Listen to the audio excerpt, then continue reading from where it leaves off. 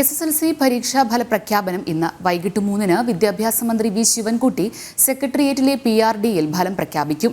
THSLC, AHLC പരീക്ഷാ ഫലങ്ങളും ഇതിനോടൊപ്പം പ്രസിദ്ധീകരിക്കും.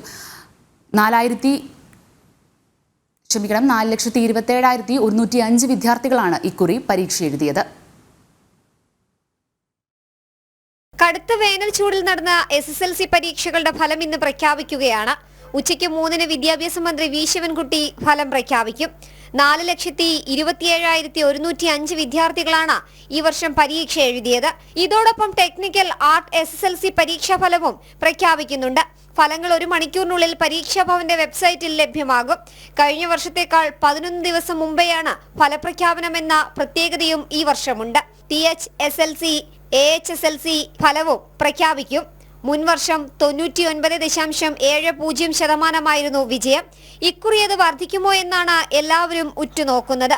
ഹയർ സെക്കൻഡറി VHSC പരീക്ഷാഫലം മറ്റന്നാൾ പ്രഖ്യാപിക്കും. ജനം, തിരുവനന്തപുരം.